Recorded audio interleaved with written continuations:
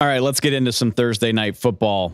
Packers, Lions, Lambeau Field. Clearly, somebody at the NFL noted that they need a few better Thursday night matchups. If you remember last year, a lot of duds on the Thursday night schedule. This one, not so much. We've already seen a really solid Eagles-Vikings game on Thursday night earlier this year. I expect this one to be fantastic. And another sign of just how far the division has come in a short amount of time. It's wild to think. I didn't realize this. The Lions have won the last 3 in this series. Dating back to last year, they swept the last iteration of the Aaron Rodgers Packers. They won kind of a meaningless game at the end of the 2021 season. But as somebody who grew up alongside the Favre era Packers and has, begun my career in the NFL alongside the Aaron Rodgers Packers, it's crazy to think of the Detroit Lions having a winning streak in this series. It's probably even crazier to think that as we're recording this Thursday morning, we'll see if the injury reports change anything, but the Lions are favored by 1.5 on the road. Obviously, that's not a big spread, but remember, common knowledge says home field advantage is worth about 3 points in football. That's typically the way Vegas looks at these things. So if the game's at Lambeau, Vegas is saying on a neutral field, they think the Lions are a 4 to 5 point favorite in this matchup, which I get it. The Lions were the preseason favorite to win this division. It's still hard for me to process. So we'll see how the Lions function in the role of favorite as opposed to their previous role of spoiler. And it looks very favorable for them on paper heading into this. Unfortunately, the deal with Thursday night football is always going to be the attrition of injuries and just how hard it is to get up for a football game on 3 days' notice. Lions played the Falcons on Sunday afternoon. Packers played the Saints. They both played in the same window, both had the same amount of time, but you're still talking about basically 3 days between when you're getting done with that game and when you're traveling to start this one. The Packers continue to be banged up. Left tackle David Bakhtiari, interior offensive lineman Elton Jenkins, linebacker Devondre Campbell, all ruled out for this game. We'll see what happens with star cornerback Jair Alexander. Wide receiver Christian Watson still waiting to make his debut. Fellow offensive lineman Zach Toms. Running back Aaron Jones. All these guys questionable.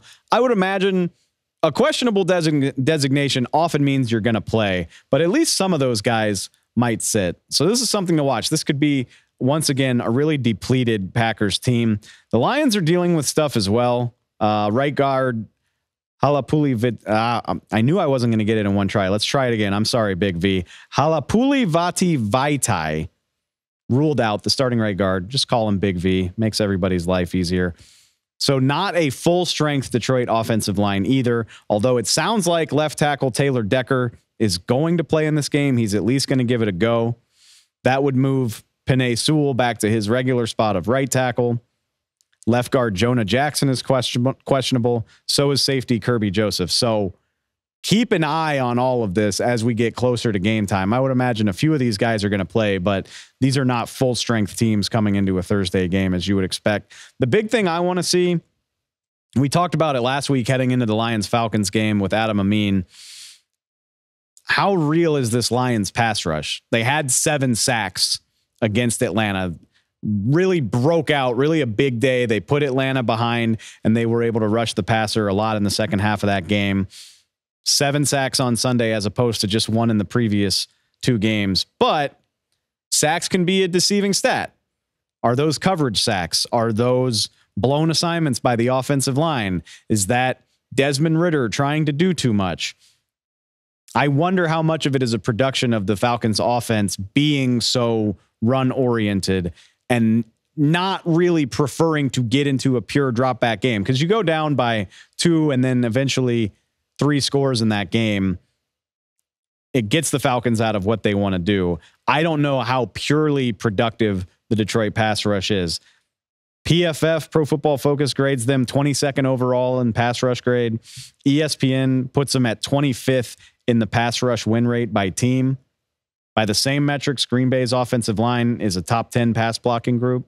Got some serious guys out there. Of course, David Bakhtiari and Elton Jenkins not being part of it is bound to affect that.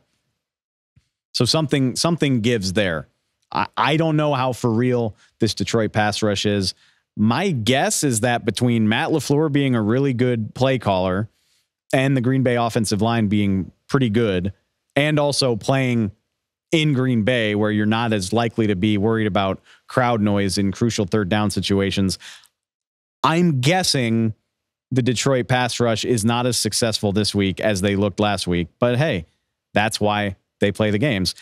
On the flip side, the funny thing is the metrics will tell you that Detroit's running game isn't all that inspiring either. But running defense isn't all that inspiring, but they looked incredibly inspiring just a few days ago. They absolutely stonewalled the Falcons, 2.2 yards per carry. Bijan Robinson, nothing doing. I believe they finished with 50 yards on the day or maybe less than that. If they can do that to Green Bay, Jordan Love is likely going to be in for at least an intense day, a frustrating day, a day where he's really going to have to be on the screws. Because I do think the Packers would prefer to have everything funnel through the running game with a young quarterback like this. Aaron Jones might be back for this game. Hopefully for the Packers he is, because it hasn't looked great with A.J. Dillon. Packers running game, nothing doing last week against the Saints. Did not look very good. Honestly, the Packers offense, they win the game. Packers offense left a lot to be desired on Sunday afternoon, right up until about the last 12 minutes of the game. You get a couple deep shots for defensive pass interference. You take advantage of the Saints being willing to single guys in coverage. Maybe Christian Watson can take advantage of that if he's able to play in this game. I think the Packers are going to have to trust Jordan Love to push the ball a little bit, because my guess is the Lions are going to commit a lot of resources to slowing down the run game. And they proved just a few days ago they can do it if you don't back them off. So I trust Matt LaFleur and Jordan Love to have a plan for that, but I do think it's going to be something they have to contend with. On the flip side, a fun thing about matchups like this is both of these teams have played Atlanta in the last 2 weeks. Detroit's most recent opponent, it was the Packers' opponent before that. So we've got tape and game footage of both of these teams playing common opposition. Packers gave up 211 rushing yards to the Atlanta Falcons in week 2. Now, David Montgomery is listed as questionable, the Lions running back, but that's something to watch. I would imagine, I think everybody that follows the NFL is aware the Packers run defense has not been overly impressive the last couple years.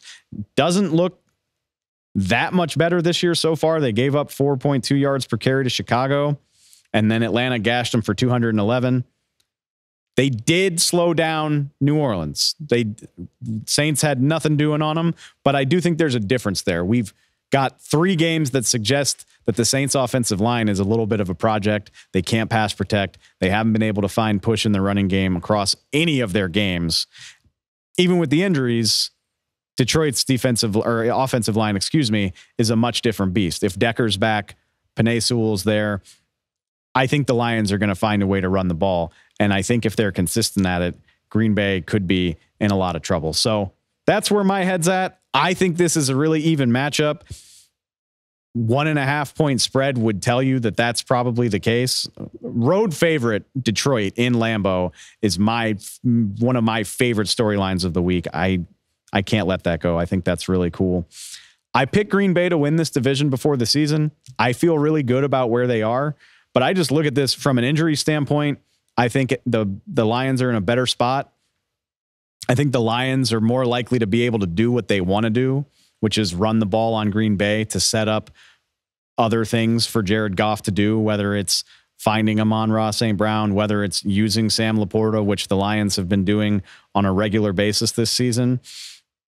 I think being healthier and being more experienced, having a guy like Jared Goff behind a more intact offensive line, I think the Lions are going to be able to execute more of what they want to do. I think this will be the best Thursday night game of the year so far. I really hope I'm right about that. Give me the Lions in a fun one, like 23-20, getting the running game going, whether it's David Montgomery or whether they make it work with Jahmyr Gibbs and the other guys. I think that'll be what they ride to victory. And like I said, I'm not backing off my Packers pick. It's a long, long season. But I do think the Lions are better positioned to get out of Lambeau Field with a win. And if they do, wow, 4-game winning streak for the Detroit Lions. It's definitely not your dad's NFC North.